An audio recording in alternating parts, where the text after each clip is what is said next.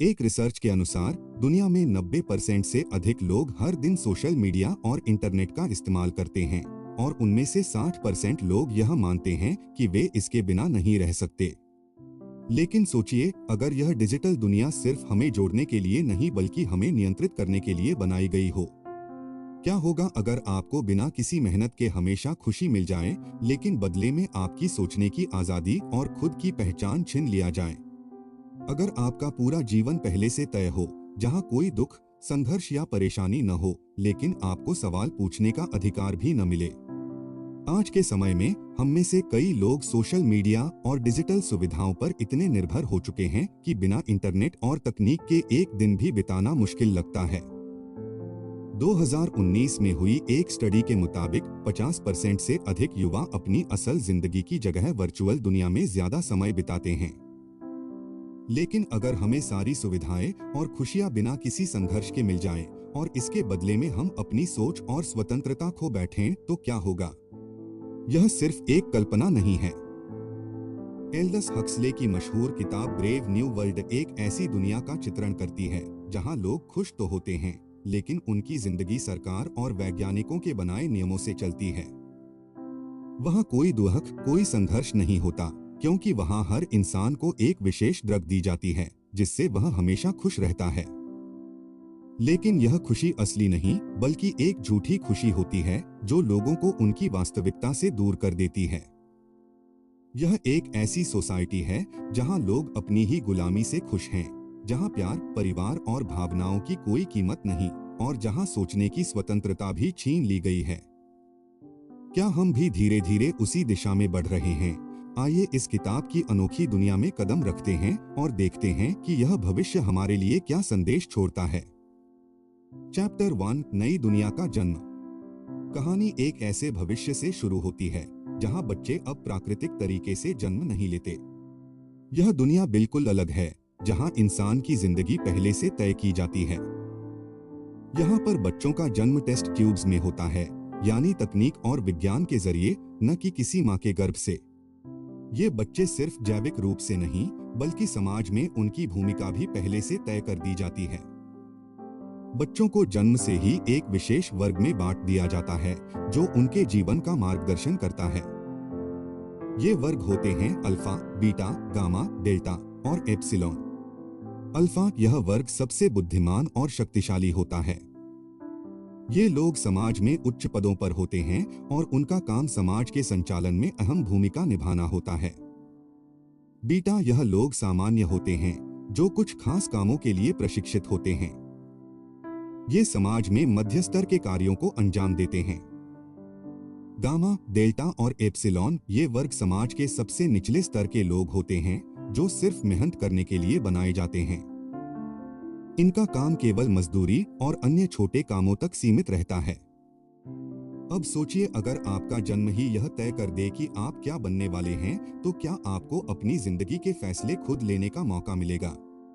क्या आप अपनी इच्छाओं और सपनों के मुताबिक जी पाएंगे, या आपको उसी रास्ते पर चलने के लिए मजबूर किया जाएगा जिसे किसी और ने आपके लिए तय किया है? इस दुनिया में बच्चों को जन्म से ही ब्रेन वॉश किया जाता है। उन्हें यह सिखाया जाता है कि उनका वर्ग ही उनका सही स्थान है और उसी में उन्हें संतुष्ट रहना चाहिए। इस प्रक्रिया में बच्चों को यह महसूस कराया जाता है कि वे जो कर रहे हैं वही सबसे अच्छा है और किसी बदलाव की कोई आवश्यकता नहीं है। उन्हें यह समझाया जाता है कि अगर वे अपनी स्थिति को स्वीकार कर लेते हैं तो ही वे खुश रह सकते हैं।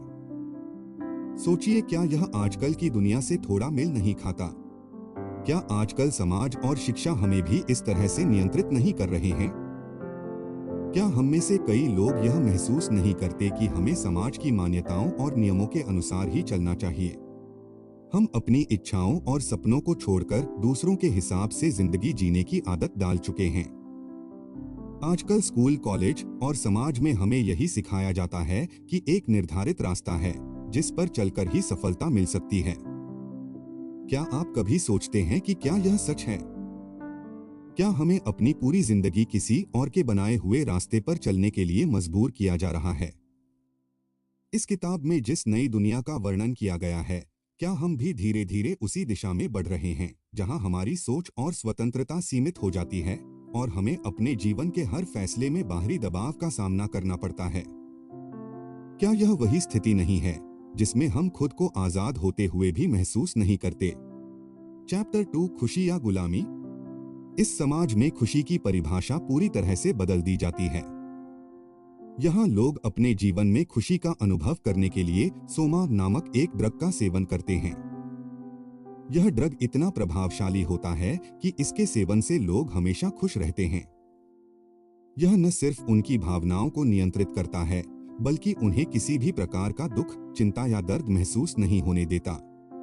इसका असर इतना गहरा होता है कि लोग अपनी असली भावनाओं को भूल जाते हैं और केवल एक कृत्रिम खुशी का अनुभव करते हैं। सोमा के सेवन से लोग अपने जीवन की समस्याओं से बच जाते हैं, लेकिन यह खुशियां असल में नकली होती हैं। समाज ने उन्हें यह विश्वास दिला दिया है कि बिना किसी संघर्ष और परेशानी के जीवन में खुशी मिलना ही सबसे बड़ा उद्देश्य है। लेकिन क्या यह सच में खुशी है, या फिर यह सिर्फ एक भ्रम है जो उन्हें समाज और सरकार ने थोप दिया है? यहाँ की सरकार ने लोगों को इस तरह से नियंत्रित किया है कि वे कभी भी अपनी स्थिति या जीवन के उद्देश्य पर सवाल नहीं उठाते। वे सिर्फ सोमा की दुनिया में खो जाते हैं और अपनी असली दुनिया से दूर रहते हैं। यह ड्रग उनके मन और शरीर पर इतना प्रभाव डालता है कि लोग कभी भी दुखी नहीं होते। नहीं उन्हें किसी भी तरह के संघर्ष या बदलाव की आवश्यकता महसूस होती है। सरकार इस झूठी खुशी का प्रचार करती है और इसे लोगों के जीवन का एक महत्वपूर्ण हिस्सा बना देती है। यह न केवल उनकी व्यक्तिगत स्वतंत्रता को छीनता है, बल्कि उनके सोचने की शक्ति को भी नष्ट कर देता है। लोग अपनी असली इच्छाओं और भावनाओं को भूल जाते हैं, क्योंकि उन्हें यह सिखाया जाता है कि खुशी सिर्फ इस ड्रग के सेवन से ही संभव है। अब सोचिए, अगर आपको हमेशा खुश रहने का तरीका मिल जाए, लेकिन बदले में आपकी आजादी और स्वतंत्रता छिन जाए, तो क्या आप वह खुशी स्वीकार करेंगे? क्या आप अपनी सोच और अपनी पहचान को खोकर सिर्फ खुश रहने की कीमत चुकाना चाहेंगे? यहाँ एक बड़ा सवाल उठता है, क्या हम भी आजकल की दुनिया में कुछ ऐसा ही महसूस नहीं कर रहे हैं? क्या हम भी किसी न किसी रूप में अपने जीवन में कृत्रिम खुशियों का पीछा नहीं कर रहे हैं? क्या हम नहीं चाहते कि हमें बिना किसी संघर्ष के सुख और संतोष मिल जाए? क्या हमें कभी यह नहीं लगता कि इस सब के पीछे कहीं न कहीं हमारी स्वतंत्रता का नुकसान हो रहा है? मैं आपसे एक सवाल पूछने जा रहा हूँ, कृपया इसका जवाब कमेंट में दें। क्या आप अपनी आजादी छोड़कर हमेशा खुश रहना चाहेंगे? क्या आप खुश रहने के लिए अपनी सोच और स्वतंत्रता से समझौता करेंगे? यह सवाल सिर्फ किताब के पात्रों के बारे में नहीं है, बल्कि यह हमारे जीवन से भी जुड़ा हुआ है। आजकल हम जिस तरह से सोशल मीडिया, उपभोक्तावाद और अन्य बाहरी दबावों के बीच अपनी खुशियां तलाश रहे हैं, क्या हम सच में खुशी पा रहे हैं, या फिर हम भी उस सोमा के नशे में चूर हो रहे हैं? चैप्टर 3, जॉन एक अलग इंसान। कहानी में एक नया किरदार आता है, जॉन।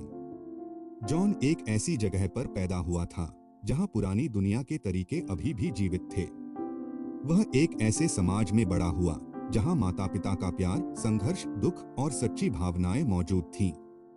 जॉन ने जीवन के कठिनाइयों और असली खुशियों का अनुभव किया था।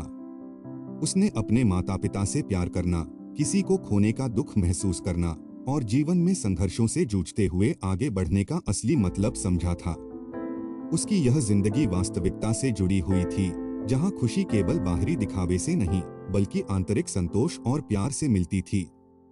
लेकिन जब जॉन को इस नई दुनिया में लाया जाता है, तो उसे यह सब बहुत अजीब और अस्वाभाविक लगता है। यहाँ पर सब कुछ नियंत्रित और प्रबंधित किया गया था, और लोग अपने जीवन के हर पहलू में सरकार के आदेशों का पालन करते थे। यह दुनिया पूरी तरह से समानता और नियंत्रण पर आधारित थी, जहां हर व्यक्ति का जीवन पहले से तय था। लोग अपनी असली भावनाओं को भूल चुके थे, क्योंकि उन्हें यह सिखाया गया था कि खुश रहने के लिए किसी संघर्ष की आवश्यकता नहीं है। यहाँ हर व्यक्ति को खुशी का एक झूठा अनुभव दिया जाता था, और वे इसे अपने जीवन का हिस्सा मानते थे। जॉन को यह सब देखकर बहुत गुस्सा आता है। वह जानता है कि यह जो लोग हैं, वे असल जीवन से पूरी तरह से अनजान हैं। उन्हें यह महसूस ही नहीं होता कि वे अपनी जिंदगी के असली उद्देश्य से दूर जा रहे हैं। जॉन की मानसिकता और विचारधारा पूरी तरह से इस दुनिया से अलग थी, क्योंकि उसने असली दुनिया के दर्द, संघर्ष और प्यार को महसूस किया था। वह इस समाज को बदलने की कोशिश करता है, लेकिन क्या वह सफल हो पाएगा? क्या वह लोगों को यह समझा पाएगा कि खुशी का मतलब सिर्फ झूठी संतुष्टि नहीं है, बल्कि असली खुशी केवल सच्चाई, संघर्ष और प्यार में है? जॉन के लिए यह आसान नहीं था, क्योंकि इस समाज में लोगों को पहले से ही इस झूठी खुशी में डाल दिया गया था और वे इसे ही असल खुशी मानते थे। वे अपने जीवन में किसी बदलाव के लिए तैयार नहीं थे, क्योंकि उन्हें सोमा की ड्रग्स के जरिए यह विश्वास दिलाया गया था कि वे पहले से ही खुश हैं। जॉन का संघर्ष यह साबित करता है कि जब लोग अपनी वास्तविकता से बाहर निकलकर एक कृत्रिम दुनिया में जीने लगते हैं, तो वे सच्चाई और वास्तविकता से दूर हो जाते हैं। जॉन ने इस दुनिया में बदलाव लाने की कोशिश की, लेकिन यहाँ के लोग अपने आरामदायक और सुरक्षित जीवन से बाहर नहीं निकलना चाहते थे। क्या जॉन अपनी सच्चाई को साबित कर पाएगा? क्या वह लोगों को यह समझा पाएगा कि असली खुशी सिर्फ सच्चाई, संघर्ष और प्यार में छिपी होती है, या फिर यह दुनिया उसे अपनी जगह में ढालने में सफल हो जाएगी? यह सवाल आज भी हमें सोचने पर मजबूर करता है, क्योंकि क्या हम भी आजकल अपनी जिंदगी में कुछ ऐसा ही महसूस नहीं कर रहे हैं? क्या हम भी किसी झूठी खुशी के नशे में डूबे हुए हैं और सच्चाई को स्वीकार करने से डरते हैं? जॉन का संघर्ष हमें यह सिखाता है कि हमें अपनी असली भावनाओं और सत्य को पहचानने की जरूरत है, ताकि हम इस दुनिया में सचमुच खुश रह सकें। चैप्टर 4, सच का सामना। जब जॉन इस नई दुनिया में अपने अनुभवों और विचारों को लोगों के सामने लाता है, तो उसे किसी तरह का समर्थन नहीं मिलता। जॉन की पूरी कोशिश यह साबित करने की थी कि असली खुशी केवल उस दुनिया में नहीं मिल सकती, जहां सब कुछ नियंत्रित और तयशुदा हो। वह चाहता था कि लोग अपने वास्तविक भावनाओं और अनुभवों से जुड़े और इस झूठी खुशी से बाहर निकलें। लेकिन जब वह सच्चाई दिखाने की कोशिश करता है, तो लोग उसे हंसकर नकार देते हैं। वे कहते हैं, हमें कोई बदलाव नहीं चाहिए, हम खुश हैं। यहाँ पर एक बहुत ही महत्वपूर्ण सवाल उठता है। लोग जॉन की बातों को नकारते हुए यह मानते हैं कि उनका जीवन सही है, क्योंकि उन्हें सोमा की ड्रग्स के जरिए एक कृत्रिम खुशी दी जाती है। उन्हें लगता है कि उनका जीवन परफेक्ट है और उन्हें किसी भी बदलाव की जरूरत नहीं है। उनका विश्वास इतना मजबूत होता है कि वे सच का सामना करने से भी डरते हैं। उन्हें यह विश्वास दिलाया गया है कि बिना संघर्ष और बिना मेहनत के खुशी ही असली खुशी है। लेकिन जॉन के दिल में यह सवाल उठता है, क्या सचमुच खुश रहने के लिए हमें अपनी सोच और आजादी को छोड़ देना चाहिए? वह यह देखता है कि लोग एक सुखद और शांतिपूर्ण जीवन जीने के नाम पर अपने असली भावनाओं और स्वाभाविक इच्छाओं को दबा रहे हैं। वे केवल बाहरी सुख की खोज में लगे हुए हैं और अपनी असली जिंदगी के उद्देश्य को भूल चुके हैं। जॉन के लिए यह स्थिति बहुत निराशाजनक होती है। उसने समाज को जागरूक करने की पूरी कोशिश की, लेकिन यहाँ के लोग इसे एक समस्या नहीं मानते। वे यही मानते हैं कि अगर वे हमेशा खुश रहते हैं, तो उनके जीवन में कोई कमी नहीं हो सकती। जॉन समाज को यह समझाना चाहता था कि असली खुशी सिर्फ सुख सुविधाओं और आराम में नहीं होती, बल्कि यह किसी व्यक्ति के आंतरिक संघर्षों और व्यक्तिगत अनुभवों में छिपी होती है। लेकिन जब लोग इन विचारों को नकारते हैं, तो जॉन यह समझता है कि इस समाज में बदलाव लाना शायद असंभव है। यहाँ पर एक बड़ा सवाल है, क्या हम भी उस रास्ते पर बढ़ रहे हैं जिस पर यह समाज चल रहा है?